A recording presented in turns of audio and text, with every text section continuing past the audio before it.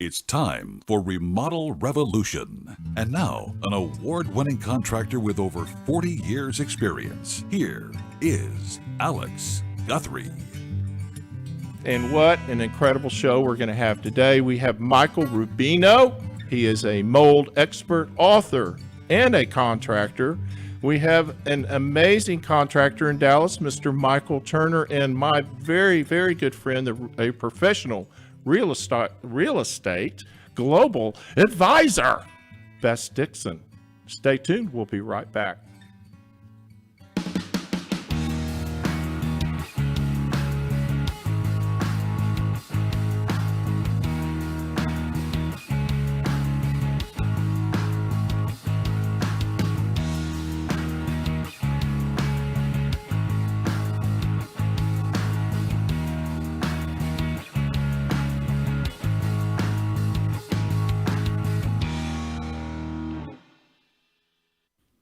Well, this time of year, we don't know if it's mold or if it's allergies or what's making us sneeze. But we have humidity, we have thunderstorms, we have houses that have been under cloudy wetness for weeks and months at a time. And I thought it'd be a fantastic time of the year to interview our next guest, Michael Rubino. Michael is an author. He is the mold medic. Good morning, sir. How are you? I'm doing well, Alex. Thanks for having me. How are you? I'm fantastic, sir. I'm fantastic. I'm glad we could finally get together. We've both been going 100 different directions and we finally got here. So we have got the time of year when we have all this moisture in our homes. And I've always told people that the first time we started building houses with roofs on them, or caves, whatever it was, we created the perfect mold factories. And when we put central air and heat, or primarily central air, or really probably any kind of plumbing in a house, we created an even better mold factory. And so now we get to have experts like you that tell us exactly what the problem is and how to fix it. So you deal primarily with homeowners? I deal primarily with homeowners, yeah. I mean, the main situation is typically the people that I deal with, they call me once they're sick. And so that's kind of why I got the name the mold medic, right? They're not feeling well, and we look at their environment as the cause of it, and we're trying to figure out what the source areas are, what the problems are, and how to resolve it so that they're no longer really impacting the environment. Now this mold thing can get pretty serious with people. It can actually get in their system. Talk to us a little bit about how that happens. Yeah, so what's crazy about mold is I look at it like a weed. It's the perfect analogy, right? Weeds actually produce seeds that get into the air, similar to mold colonies. Mold colonies produce what's called spores. These spores are microscopic. You can't actually see them. And so they circulate around the house. They're entering your body. You're breathing it in. And that's typically how someone gets sick, right? They're breathing in all this particulate. Typically in large volumes, when you have a mold problem, it's just producing so much in the air at a rapid pace that the opportunity for it to enter your body is there. The real dangers with mold too is if you go on the American Lung Association's website, for instance, it's going to tell you that anything smaller than 10 micrometers, which molds happens to be between 2 and 4, just as a frame of reference there, anything smaller than 10 micrometers, the real danger to the human body is it passes right through the respiratory tract. Now, the respiratory tract is the system, the self-defense mechanism, if you will, that blocks these particulate from coming into the body. And so mold is so small, it bypasses that self-defense mechanism, passes right through the respiratory tract, and immediately enters the bloodstream. And so, again, it's being it microscopic. It's like this silent thing. You can't see it. You definitely don't know it's there unless you visibly see something on a wall or something in that regard. And so it's entering the body, it's making you not feel well. And typically you go to 3 to 4 doctors before you realize that, hey, it could be potentially the air quality. So when we're talking about mold spores, and we're talking about inside and outside, so even if you're out in the yard, if you're outdoors, you're breathing in mold spores as well. Of course. And so I guess some people just react differently than others. It's like an allergic reaction to it. Would that be accurate?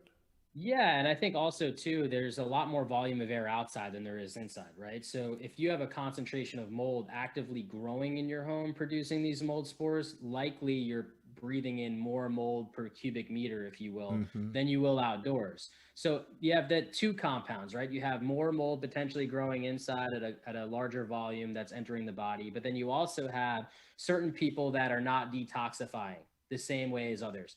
We estimate that about a third of the population is not detoxifying mold out of their systems or other indoor pathogens out of their systems, as well as the other 67%.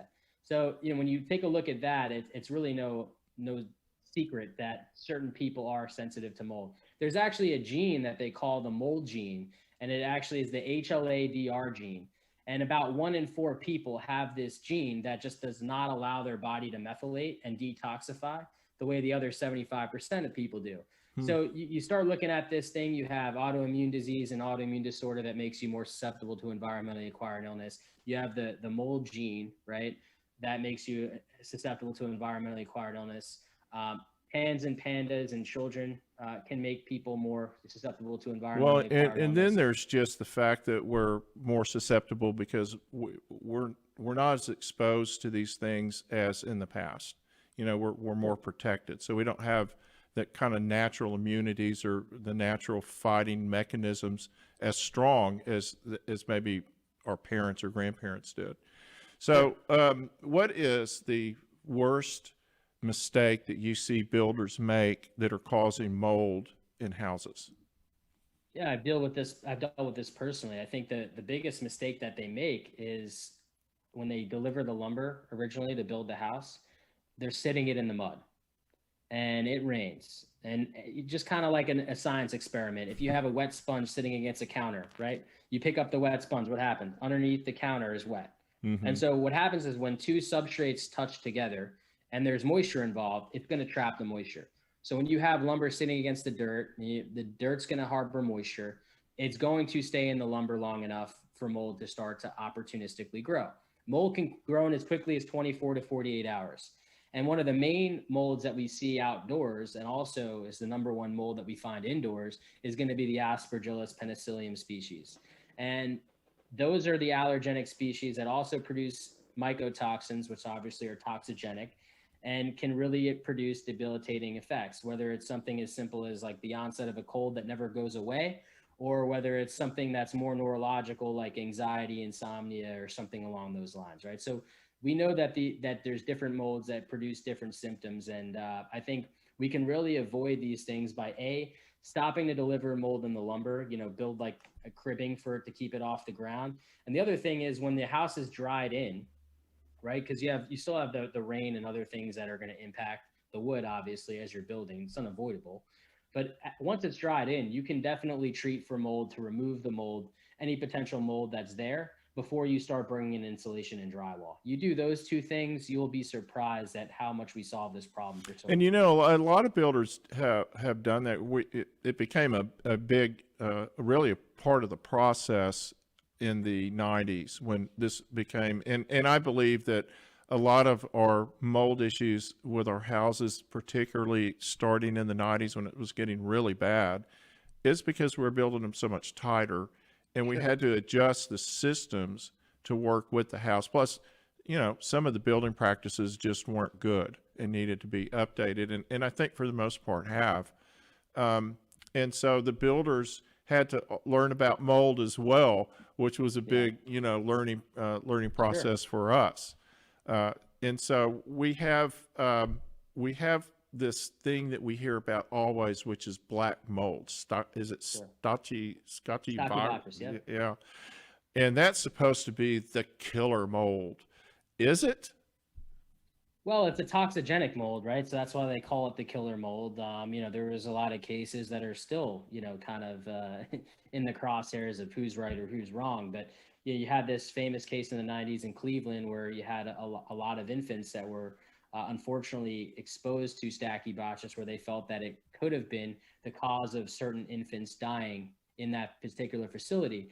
And, that's still being contested today. I think where we are in the medical community, I think we're still in that 20 to 50 year stage of studying all the different types of mold. And by the way, there's 100,000 different species of mold. So we have a lot of studying to do and catch up on. I kind of look at this as like, when we smoke cigarettes, and obviously some people still do today, but there was this 50-year span of like, cigarettes are good for you. I don't see any reason why you shouldn't smoke. As a matter of fact, you can search on Google right now and type in Camel Doctor cigarette ad, and you'll find actual doctors that were advertising for Camel cigarettes. Hey, my doctor right? when I was a kid was a chain smoker in his office.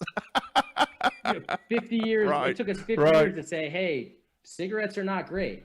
So I look at this as like we're in the 20 to 50 year cycle of mold. Like we're starting to wake up and say mold is a problem, but we haven't really solved all of the problems around mold, what to do with it, and how to deal with it if it is a problem. So we're still kind of new in this cycle, I think. Well, I mean, it takes time to get it all worked out, and there's a lot of cost involved. There's a lot of angst involved, and we've all experienced that in the last 20 years. But we're getting better at it. Now, besides the fact that you just start sneezing or you have green stuff growing on your earlobes, what is the best way for a homeowner to know they've got a mold problem? Well, I mean, a lot of the symptoms that people complain about are going to be chronic fatigue, memory, brain fog, memory loss. Again, the onset of a cold that never quite goes away, allergy-like symptoms, joint pain, stomach pains. The problem with this is, as I name things off, right, the first thing that goes through my head is like, this sounds like so many other things. How do we actually correlate this? And so the best way to know is to kind of trace things back, right? So what I say is if you started getting sick and you just had a water event happen or you noticed a leak, that could be it. Check it out. If you just moved into a new place from another place and all of a sudden started getting sick, ever since I moved into this new place, it's probably a good idea to check your air quality. Mm-hmm. There's also some cool tips and tricks that I give. For instance, go over to your toilet tank, lift open the lid, flip it over. If you see mold growing on the underside of the toilet tank, or if you see mold growing inside the toilet tank, it's a pretty good idea that you have mold somewhere in the house that's producing enough volume to actually opportunistically get inside that toilet tank. If you've got a shower curtain in your house, you have the perfect petri dish for mold. Trust me, just like my multicolored shower curtain that used to be white. Is there a way to test? Is there an air quality? Now, my friend Caroline Blazowski, the healthy home expert, and Yes. You may know Caroline. I do. She has some devices that you can put in your house that constantly test your air quality and help you find out if there's pathogens in the air.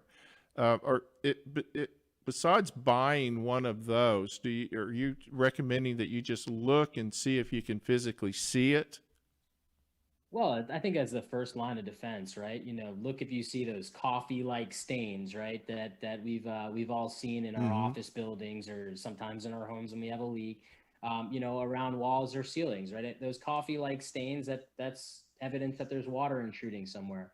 That's obviously a good sign. And then also a musty odor, right? If you smell a musty odor, it's typically, evidence that there's water intrusion going on somewhere. And, it could be happening in between the wall cavity. So you may not see it. It may not made its way all the way through the drywall, but it could be there. And so once you have that musty odor, getting someone, like Caroline out to do a mold inspection, or ordering one of her kits and doing an inspection, I think would be a good idea to identify if there is potentially mold growing and where it's growing so that you can actually open up the right spot and fix it once and for all and find out what's causing the water intrusion. Because as we know, these seeds, these spores, they don't actually start growing and colonizing without a source of water, just like weeds, right? They need water and soil to start to grow into more weeds. It So if we needs solve the water water and problem, remove the cellulose. mold, it's fixed. Let's talk about your book.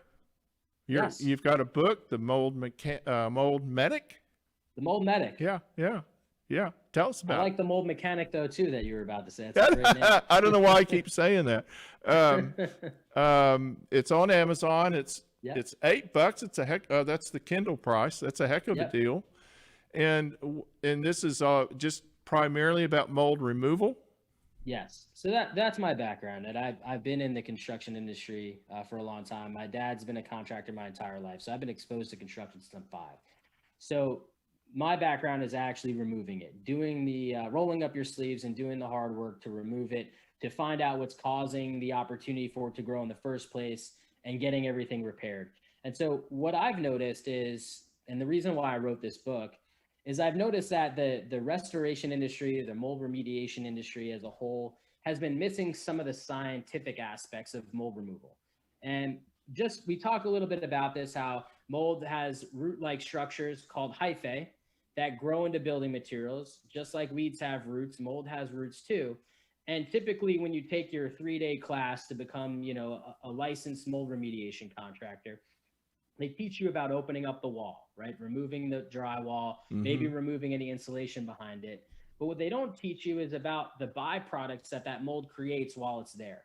It doesn't tell you that you need to clean the place to remove all these seeds that the mold's been producing, because the more seeds you have in your environment, they get into your body, right? They get into your breathing zone. That's how they get in. That's what starts to produce these symptoms. And B, they also opportunistically, when they're there, anytime you have a source of moisture or water, they're going to start to grow pretty rapidly because there's an abundance of them in your environment. So it's important to do a cleaning protocol when you have mold somewhere. That's part of the industry that's missing, as well as that some species of mold produce mycotoxins, another toxic byproduct of mold. And so again, that is just a chemical residue that enters the environment. You want to remove that residue, to make sure it's not impacting you or your loved ones. So I think that's part of the process that we've been missing. And when I started dialing in and seeing and helping people who are sensitive to mold, I realized that, I needed to write this out and get the information out there so that other people can have similar success.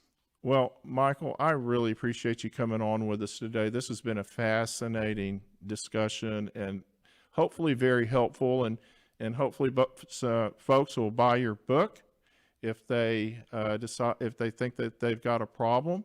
And we really appreciate you coming on to Remodel Revolution with us. Thank you so much. Thanks so much for having me. It's been great. We'll do it again soon. Thank you so much. Take care.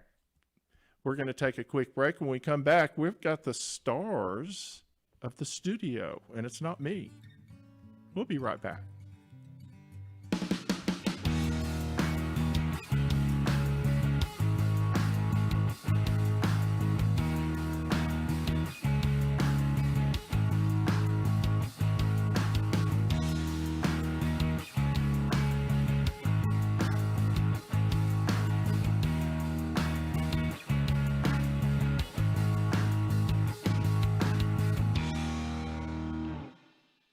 Hey, don't forget to follow us on all your social media, like us on Facebook, subscribe and share on YouTube, and check us out on all your social media platforms. Don't forget to watch Remodel Revolution on your smart TV, on Texas Weather Tracker TV, on Roku, Android, Apple, and Amazon TV, Sundays at 1 and 3 p.m. Central Standard Time.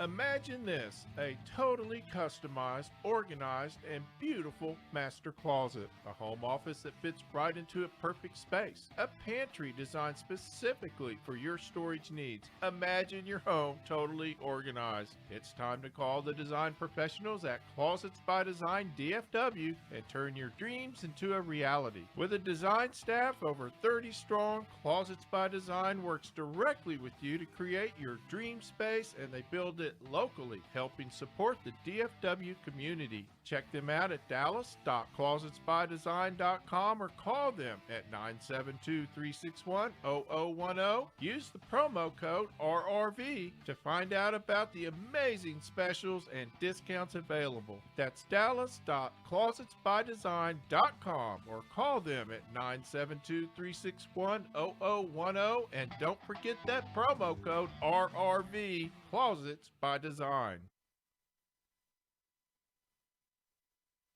It's only a few short weeks until we'll be running our air conditioners all day and all night. Hey, it's time to get an HVAC tune-up scheduled. Call my friends at Total Air and Heat in Plano, Texas at 972-881-0020 right now and get on their schedule for a tune-up. Don't wait for the long lines. Get ahead of the crowd. Total Air has been servicing North Dallas and Plano and Richardson areas for over 60 years. Steve and Justin Lawton sell and service Carrier brand heating and cooling systems with Green Speed Intelligence technology. So give them a call at 972-881-0020 or contact them at totalair.com.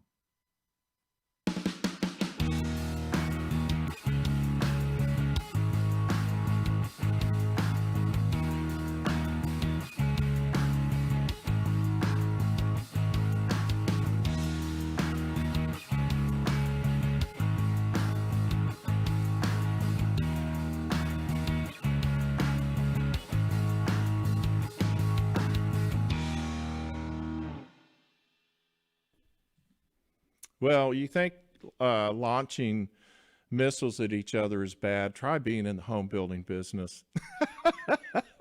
It's really, I know I shouldn't laugh about that. That's probably a bad joke. But it's kind of feels the same if you're in this industry, in the building industry and in the real estate industry, because it is like a war out here in business. So I invited today a couple of my very best friends and people that's super knowledgeable. Bess Dixon, she is a real estate global relocation expert salesperson. Home knowledge broker. How about that? A what? Home knowledge broker. Thank you. My A new home elevator knowledge speech. broker. Come to the rescue. Thank you. Go. Michael Turner, he's the owner. He is an incredible builder and the former president of the Dallas Builders Association. So he must know something. And I drew the short straw. Is how I got that you job. drew the short straw. But welcome to the show, guys. It's good to see you. Great to have you. We were going to talk about. We've got this huge amount of ground we can cover because there's so much going on, and I know it's starting to sound repetitious, but I think these discussions are important for our audience, and a lot of our audience is a business audience. And one of the things that I remember from 2008 and really kind of before that with my vast years in this business is that there's people that are in the real estate and the building industry that we hit these rough patches and they've never experienced them. You know, it's like a person, a man or woman that has started maybe as a builder maybe 6 years ago. They hit it when it was hot. They're making money. They're having fun. It's no big challenge getting people to call you. What's the big deal? Business is easy. I'm going to Cancun for 2 weeks. I don't care anymore. What do you tell them to prepare them for what is going on now, which is a big disruption, whether the people want to say it in the news or not? It is. What goes up will come down. This too shall pass. Yeah. Well, that's true. Yeah. That's true. Yeah. That's So true. I mean, you know, you got to make hay while the sun's shining and it's good times, and make sure you're putting money away because you will have down times. You'll have struggles, and you know, you got to be able to ride the waves in this business because it seems like it's either really good or it's really bad. There's very little in between. So you gotta be prepared. And So maybe not put that big wrap on your truck, spend that $3,000 on that, maybe put that $3,000 in your retirement account or your rainy day fund. yeah, definitely a rainy day fund Yeah, is a good yeah. thing to have, and maybe hold off on buying the new F-350. Yeah. Right now would Get probably an be a good- F-250. Yes, F-250. Downside. So Bess, realtors are having problems too. I mean, it's a complex set of problems though. It's a supply problem. Well, it's a supply. It's a challenge. Okay. It's a challenge. Okay. I'm coaching my buyers and my sellers through this fundamental fact right now, and that is, yes, you've got the headlines, and news media is designed to sell news. Right. If it was an impossible task right now, be it buying a home or selling a home, our days on market would be 0. And they're not 0 right now. Right now they're averaging, an uncomfortable less than a month supply, but they're not 0. And so that means that there's opportunities out there if you follow a process, if you do your due diligence, if you've saved a lot of pennies in your rainy day fund. You can make it happen. It's challenging. Is this a good time to get into the business, or? I'm not saying to discourage people from getting into it, but if you're thinking, well, that maybe I want to get into a different part of the business than being a seller, maybe, or being an agent. Maybe I want to do something else. Maybe I want to answer the phones. Maybe I want to just work in the, maybe I want to file, whatever. Fair enough. If you're someone that is a self-starter and that enjoys figuring out problems, challenges, sure.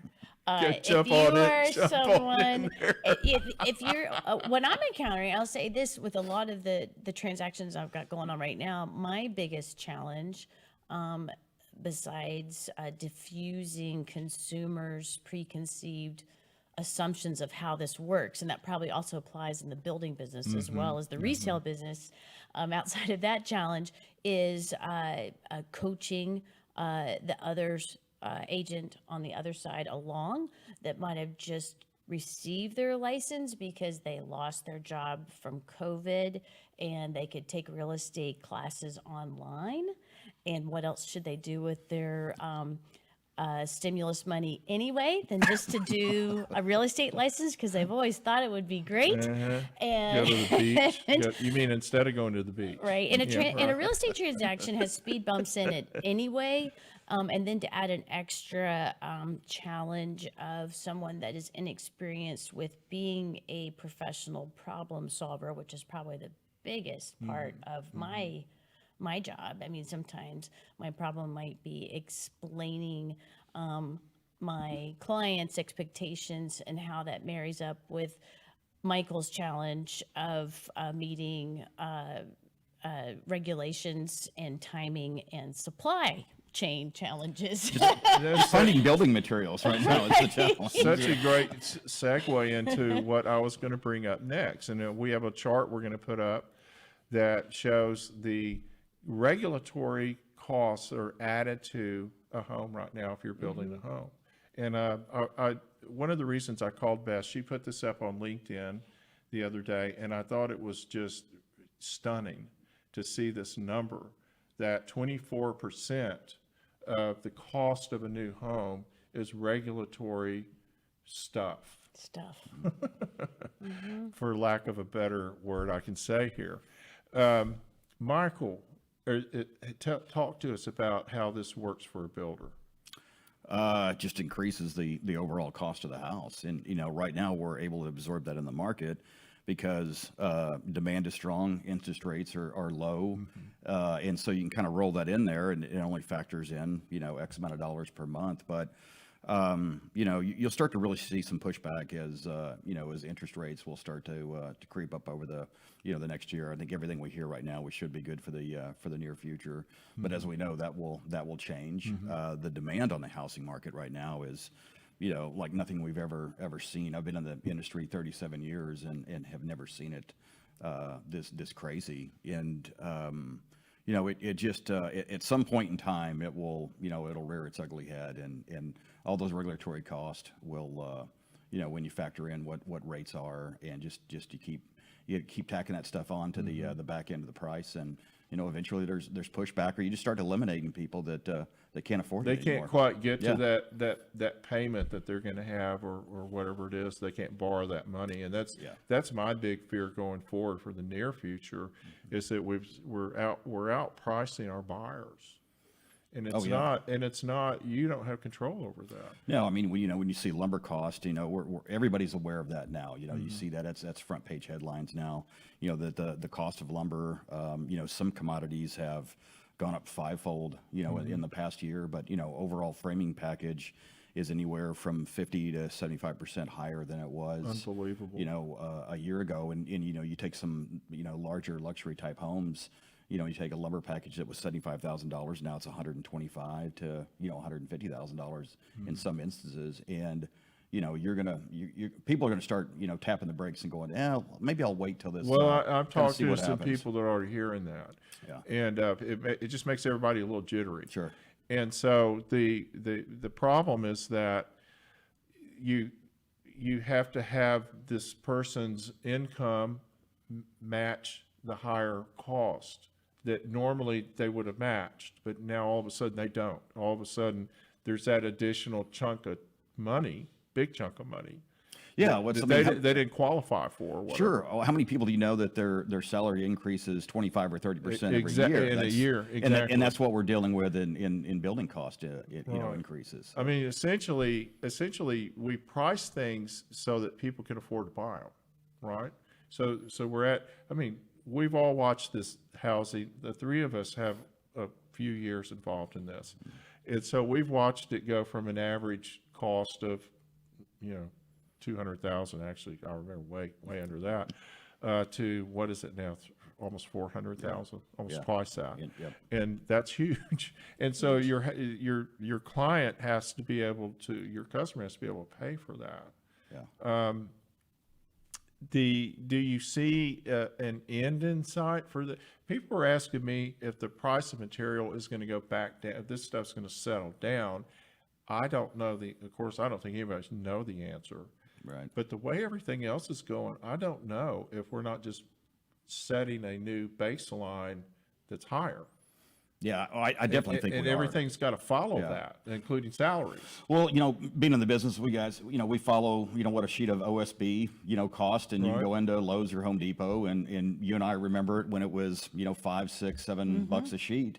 And to see it now at $48 to $52 a sheet, I mean, it's, you know, I don't think it can sustain that. You know, what's the new floor? Is the new floor, does it go down to $25 a sheet at some point in But time? still, so, I mean, that doesn't mean you don't, it just means you have to change the way you do things. Yeah. But, you know, you have to substitute something else with that, I guess.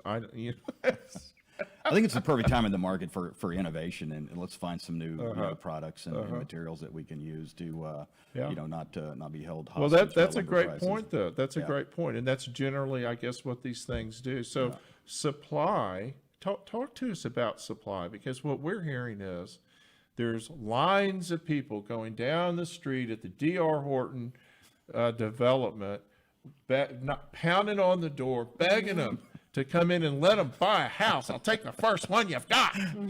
Oh, ma'am, that'll be 2 months. Stay in line.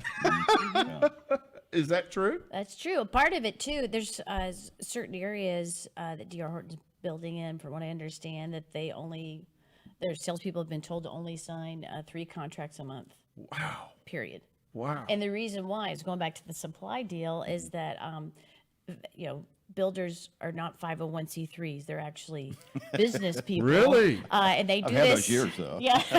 And they do this to Maybe I earn. need to put that on my letterhead. This is not a 501. And so they're, well, in all fairness, they're trying. I mean, what's the whole goal? The whole goal is to buy groceries. Really, I mean, maybe bonus buy Michael's new boat, but also Did primarily. you get a new boat again? You got another one? But primarily to buy groceries, right?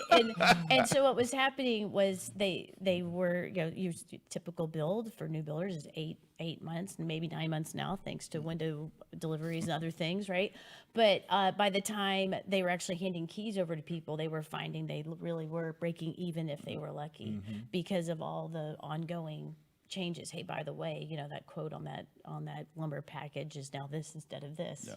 And so now they've limited it to about 3 to 4 contracts a month just to hedge their bets on the cost. Well, So and it's of just course, interesting. those guys, they're selling at last year's prices because they were buying it by the train car load.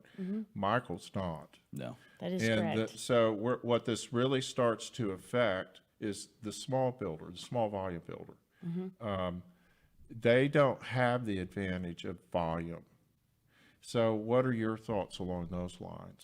Some of the networking groups I'm involved in, a lot of us guys that have always been fixed cost builders, are starting to look at a model of doing, cost plus so that we can help kind of hedge some of those, those costs.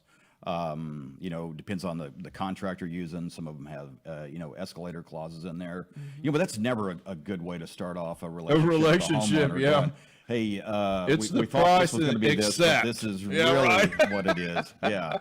So, back to the volume builders, a lot of those guys now, they don't really want to pre-sell. They just want to sell specs, because they can factor in, whatever the cost of the materials are, when they go to put it on the market. But for small guys, like myself that do, 6 to 10 homes a year, it's a lot of it is really educating the buyer on, on what's going on in the world, just being very upfront and honest with them that it's a super volatile market. We're getting price increases, from some supplier or manufacturer on a daily basis at this point. And, letting them know that, it's still a good market to build in, right? I mean, interest rates are never going to be as low as they are right now.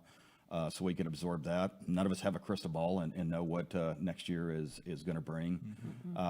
So you just try to educate them the best you can. Bess, your relocation business is crazy, and I only say this because when I drive down the highway, all I see are out-of-state license plates. Yes. I feel like I'm in Florida, Yes. and it's Christmas. Right? What's the news? Give us kind of the news on relocations to Dallas, since that's what you do. Among other things, yes. It's very similar conversation to what Michael's having, and that is Texas is a whole nother country, and the way we build, the way our houses settle, the way our houses get to their normal of squareness. Their normal out of square. What Might are you be- insinuating here? might be a little different than what they're used to. I mean, kind of open to the question you gave me. So, I go one way and say part of my process is to walk them through all those Texas normals. I mean, the other part of the question might be interpreted as how do we handle all that volume when we do have a limited inventory, and just being smart about it is really, diffusing the panic, like kind of similar to what Michael was talking about, being transparent. Let's not panic. Let's figure out together how to get you settled with your home, with your keys. And so I've got several reloads that right now are Airbnb hopping. It's a little system I've come up with, and that is that they lease an Airbnb anywhere from 2 weeks to to 3 to 4 months. And we're very transparent with the Airbnb operator that, hey, we are looking for a home. The cool thing is, especially for reloads, it is a great way. So here's a hack if you're thinking about moving into Texas or anywhere actually, is to do a long-term lease in a neighborhood you're interested in, which Money Magazine seems to seem like they know what the best neighborhoods are in Texas. And it's funny, going back to professionals and agents. I'm having clients come in and they pick this neighborhood because Money Magazine said it was great, and then they live in it for 3 weeks in their Airbnb, and they're like, "Bess, this isn't so great." Okay, so now we're ready to listen to you. Where should we go? And so then we go So to now we go we'll talk test to the drive. local people. You got right. it. And now we get to Airbnb is a great way to test drive a neighborhood without investing any more than your suitcase That's and your interesting. time. And the cool thing about Airbnb, everything's already set up. Like plates are in place, electricity's already connected, water, power, internet, all that. And especially since nowadays it's a great leverage, since the entire world has figured out how to work from home Right. and make a living. Yeah. Again, it doesn't matter where you are. And so I also have people that are thinking about accepting a new job in Texas, and they're coming in and they're staying for a few weeks, working from home, Testing the waters. testing Wow. Cool. before they, you know, it's really an interesting process. We have another chart I want to put up that is, I thought, really interesting, kind of tells the story on the cost of housing. Michael, can you see that chart? It's showing us $50,000 worth of lumber and what it built in 2020, which was 10 and a half single-family units, and what it's building now, which is 2.5, maybe a half, maybe 2.25 family units. And that I saw that and I thought that is just totally fascinating and really kind of says it in a nutshell where we're at on costs. And I think at the end of the day, as always in our system, at the end of the day, cost is the bottom line. The driver of the engine is what this stuff costs, and can people afford it? And I know they're coming out of places where they go, well, look what I just came out of. And I hear it all the time. I talk to people all the time. They're just like, wow, well, you should have seen the price of this house in San Francisco. And I go, okay, cool. Yeah. But at the end of the day, in the long term, so you don't buy a house for 2 weeks, right? You buy a house for 20 years. I don't know what the average is. What's the average now? It just moved up to 12 years. 12 It was years. at 7 for a long time, but the NAR just released it was like 12 years. So they're staying longer. Yeah. Well, they should be, because they're paying a whole lot more. You know, I would love to, on a side note, I'd love to see a statistic of how many more generations live in housing now. I Together. mean, multi-generation is becoming a norm, but I wonder how many generations now. So I was talking to a relocation from California last week, and they said they're still getting used to their new normal because they grew up in a house with 4 generations. Wow. And, Wow. And they, Got to really love your family, don't you? right? Yeah. And now. Or really hate them. Right. You know, it's like, you're staying.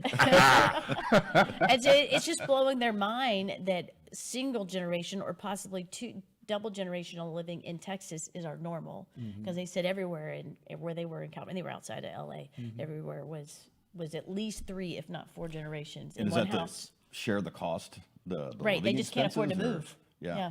Yeah, well, particularly on the West Coast. Yeah. And I guess the East Coast is experiencing the same thing. Yeah, so great discussion, guys. It's really, really. Thank you. I love having you guys here. You're so great. You're so smart. Beth makes you and me look so much better. This is very true. Thank you, Beth. We And that's not an appreciate easy task. No, that's a long haul, baby. Thank you so much for watching the show today. We really appreciate our audience. We appreciate our sponsors. We appreciate On Air Media. That's where we are. Hope you like our new set. Do you like our new set? Kind of fun. Yeah. Looks place. kind of cool. Until next week, this is Alex Guthrie signing off. I'll see you then. Hey, don't forget to follow us on all your social media, like us on Facebook, subscribe and share on YouTube, and check us out on all your social media platforms. Don't forget to watch Remodel Revolution on your smart TV, on Texas Weather Tracker TV, on Roku, Android, Apple, and Amazon TV, Sundays at 1 and 3 p.m. Central Standard Time. The views and opinions of this program are for educational and entertainment purposes only and are not intended to replace the recommendations of a hired professional. You can catch Remodel Revolution anytime.